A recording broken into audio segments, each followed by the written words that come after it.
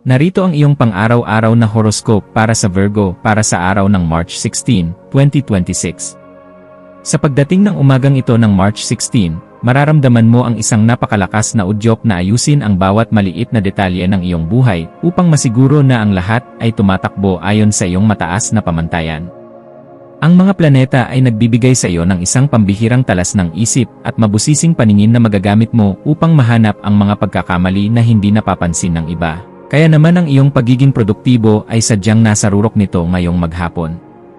Huwag mong hayaan na ang iyong paghahangad ng perpeksyon ay magdulot sa iyo ng hindi kinakailangang pag-aalala. Bagkus ay gamitin ang kislap ng iyong talino upang bumuo ng isang maayos na daloy ng gawain na magdadala sa iyo sa tagumpay sa bawat oras ng iyong pakikipagsapalaran.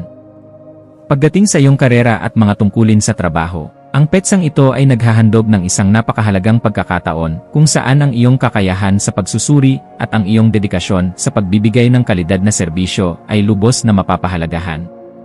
Mapapansin ng iyong mga superior ang iyong kakaibang sipag sa pag-organisa ng mga komplikadong impormasyon, kaya asahan ang isang positibong puna o mungkahi na magbubukas ng pinto para sa isang mas mataas na responsibilidad sa inyong opisina.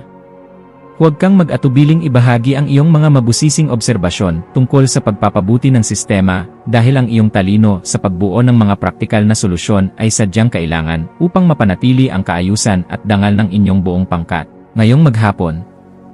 sa usaping pananalapi, ang araw na ito ay humihingi ng isang matalinong pagsusuri sa iyong mga nagawang budget upang masiguro na ang bawat bahagi ng iyong kita ay nailalagak sa mga bagay na nagbibigay ng tunay na seguridad para sa iyong kinabukasan.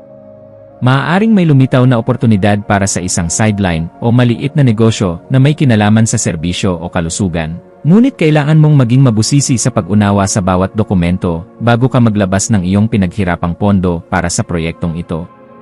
Ang pagiging masinop sa iyong mga gastusin at ang paglalaan ng sapat na halaga para sa iyong mga pangarap na magkaroon ng matatag na pundasyon ay magbibigay sa iyo ng ganap na kagaanan sa loob ng iyong puso at katiyakan sa bawat hakbang na iyong gagawin. Ang aspeto ng pag-ibig at pakikipag-ugnayan para sa Virgo ay nasa isang yugto ng napakalalim na pagpapahalaga sa katatagan at seryosong pagkilala sa halaga ng pagtulong sa bawat isa upang lumago sa gitna ng mga hamon ng buhay. Ang pagpapakita ng iyong pagmamahal sa pamamagitan ng pag-aayos ng mga bagay para sa iyong kapareha o ang pakikipag-usap ng mahinahon tungkol sa inyong mga planong pampinansyal ay lalong magpapatatag sa inyong ugnayan sa bawat sandali ng inyong pagsasama. Para sa mga naghahanap pa ng makakasama, ang iyong kagalang-galang at maayos na aura ay magsisilbing magnet para sa mga taong naghahangad ng isang partner na may matibay na prinsipyo at marunong magpahalaga sa tunay na ganda ng isang matatag at organisadong pamumuhay. Ang iyong kalusugan ay dapat maging isa sa iyong mga pangunahing prioridad sa pamamagitan ng pagbibigay ng sapat na atensyon sa iyong digestive system, nervous system, at sa iyong pangkalahatang antas ng sigla na maaaring makaramdam ng pagod dahil sa iyong matinding pagtatrabaho. Ang iyong katawan ay humihiling ng sapat na pahinga at pagkain ng mga pagkain nagpapanatili ng balanse sa iyong sistema upang mapangalagaan ang iyong lakas habang tinatapos mo ang iyong mga mabusising obligasyon ng may sapat na katuwiran at sigla. Ang pagsasagawa ng mga ehersisyong may kaugnayan sa disiplina ng isip gaya ng yoga o ang simpleng paghahanda ng iyong sariling masustansyang pagkain ay makakatulong upang mailabas ang mga negatibong vibes at mapalitan ito ng sariwang inspirasyon. Sa iyong pakikipagkapwa-tao, ang iyong papel bilang isang matalinong tagapayo na laging handang magbigay ng praktikal na tulong ay magiging sentro ng atensyon, lalo na sa mga taong nangangailangan ng iyong mabusising pananaw upang maayos ang kanilang buhay. May isang kaibigan o malapit na kasama na maaaring lumapit sa iyo upang humingi ng tulong tungkol sa kung paano magiging mas organisado sa kanilang mga gawain, at ang iyong mga salita ay magsisilbing gabay na mahalaga sa kanila. Maging mapagmasid sa bawat pakikipag-usap dahil ang bawat impormasyon na iyong ibabahagi ay nagtataglay ng kapangyarihan na makapagpabago ng pananaw ng iba nang may sapat na pagkilala sa kanilang sariling kakayahan at kalayaan sa bawat kilos na gagawin. Ang iyong malikhaing isipan ay magkakaroon ng pambihirang kislap sa hapon, lalo na sa mga gawaing may kinalaman sa pagsusulat, pag-edit, o anumang paraan ng pagpapahayag na nagpapakita ng iyong pagiging mabusisi sa sining ng paglalarawan ng mga detalye na madalas makaligtaan. Huwag mong limitahan ang iyong sarili sa mga karaniwang pamamaraan lamang. Bagkus ay subukan ang mga makabagong estilo na magpapakita ng iyong tunay na galing habang pinapanatili ang kalidad at dangal ng iyong mga gawa para sa iyong sariling kaganapan. Ang pagbuo ng isang bagay na may layuning magbigay ng kalinawan at saya sa pakiramdam ng marami sa pamamagitan ng iyong mga natatanging talento ay nagbibigay sa iyo ng ganap na kagalakan na sadyang napakahalaga para sa iyong asenso. Para sa pamilya, asahan ang isang kaganapan sa loob ng tahanan na mangangailangan ng iyong pagiging mahinahon upang maging maayos ang takbo ng inyong samahan sa kabila ng mga posibleng maliliit na aberya tungkol sa inyong mga kagamitan. Ang iyong presensya ay magbibigay ng kagaanan dahil kaya mong magpaliwanag sa paraang madaling intindihin at may sapat na pagkilala sa nararamdamang pangangailangan ng bawat miyembro ng iyong pamilya sa bawat oras ng inyong pagsasama. Maging mapagpatawad sa mga pagkukulang ng iyong mga mahal sa buhay at maging isang gabay na laging handang tumulong sa pag-aayos ng anumang gulo. Dahil ang matatag na pundasyon sa loob ng tahanan ang tunay mong sandigan sa lahat ng pagkakataon na ibinibigay sa iyo ng buhay.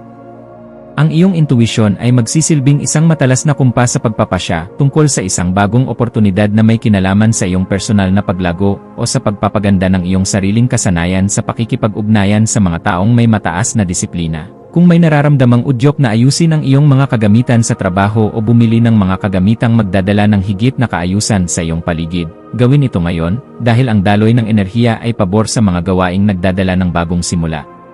Ang iyong panloob na boses ay malakas na nagpapaalala na handa ka na para sa isang mas mataas na antas ng kaganapan sa iyong pagkatao. Kaya pakinggan ito, at huwag hayaang ang mga alinlangan ay humadlang sa iyong asenso patungo sa tagumpay. Sa aspeto ng edukasyon at pagkuha ng karunungan, ang iyong isipan ay magiging kasing talas ng isang kidlat na handang unawain ang bawat komplikadong impormasyon upang mahanap ang pinakaugat ng katotohanan sa iyong mga pinag-aralan ngayong araw na ito. Gamitin ang panahong ito upang magbasa ng mga materyales na magpapalawak ng iyong pangunawa sa mga usaping may kinalaman sa agham, kalusugan, o sa mga paraan ng wastong pamumuhay dahil ang mga ito ay sadyang makakatulong sa pagpapabuti ng iyong disposisyon. Ang bawat impormasyon na iyong matututunan ay magsisilbing hiya sa iyong isipan, kaya huwag kang titigil sa paghahanap ng liwanag hanggang sa marating mo ang ganap na kalinawan na iyong matagal nang hinahanap para sa iyong kapayapaan. Iwasan ang pagiging masyadong kritikal sa iyong sarili o sa ibang tao upang hindi ka makagawa ng pader na maglalayo sa iyo sa mga bagong pagkakataon na maaaring magpabilis sa iyong pag-unlad sa bawat sandali ng iyong pagkilos. Ang pagpapanatili ng isang balanse sa pagitan ng iyong mabusising pagsusuri sa iyong mga tungkulin at ng iyong pagiging mahinahon sa pakikihalubilo sa iba ay isang kasanayan na dapat mong pagtuunan ng pansin ngayong araw upang mas lalo kang irespeto.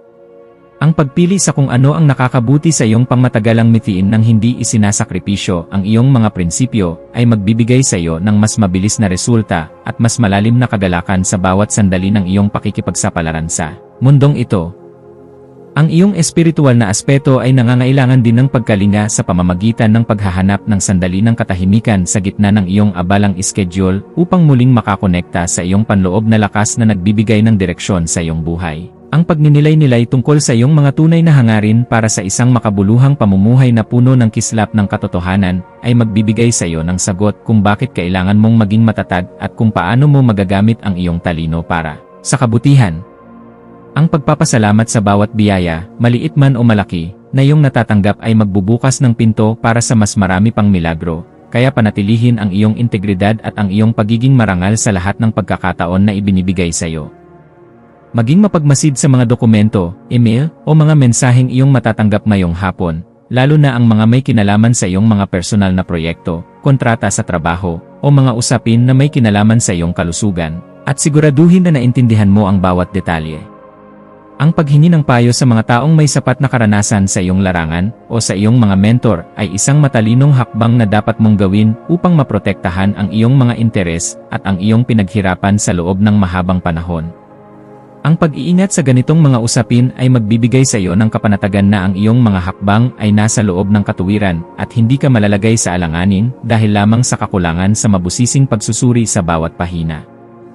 Sa pagdating ng gabi, maglaan ng oras upang ayusin ang iyong kapaligiran at ang iyong isip sa pamamagitan ng paggawa ng mga bagay na nagpapakalma sa iyong sistema, gaya ng pagliligpit ng iyong mga kagamitan sa trabaho o ang pag-aayos ng iyong kwarto para sa isang mahimbing na pahinga. Ang kaayusan sa iyong kapaligiran ay direktang nakakaapekto sa iyong pakiramdam. Kaya ang pagliligpit ng iyong mga kagamitan at ang pag-aayos ng iyong paligid ay makakatulong upang maalis ang mga tensyon sa iyong isipan na dulot ng sobrang pagpapakapagod. Ang pagpapasalamat sa bawat tagumpay na iyong nakamit sa araw na ito ay magpapanatili sa iyong positibong disposisyon, na siyang magsisilbing magnet para sa mas magagandang balita na darating sa iyong pintuan bukas para sa iyong patuloy na ikaunlad. Bilang huling payo para sa iyo, laging tandaan na ang tunay na lakas ay matatagpuan sa pagkakaroon ng isang mapayapang puso na laging handang umunawa sa sarili at sa ibang tao nang may sapat na pagmamahal sa bawat sandali ng iyong pagkilos. Manatiling nakatutok sa iyong sariling landas habang nagpapakita ng malasakit sa mga taong nasa paligid mo, dahil ang kaganapan ng iyong pagkatao ay matatagpuan sa pagbabahagi ng iyong liwanag ng may dangal sa lahat ng pagkakataon na ibinibigay sa iyo. Hayaang ang liwanag ng karunungan ang maging gabay mo sa pagtahak sa daan ng iyong mga adhikain, at maniwala ka na sa bawat pagsusumikap mo na magpakita ng kabutihan, mayroong magandang bukas na naghihintay para sa iyo sa bawat sandali. Ang iyong mga maswerteng numero para sa araw na ito ay 3, 5, at 19. Ang iyong maswerteng kulay ay murang asul o cream na sumisimbolo sa kalinisan at kaayusan. At ang maswerteng gawain para sa araw na ito ay ang paglilinis ng iyong desk, ang mabusising pag-aayos ng iyong schedule para sa buong linggo, o ang paghahanda ng isang masustansyang juice upang muling mahanap ang iyong kagalakan at sigla sa buhay.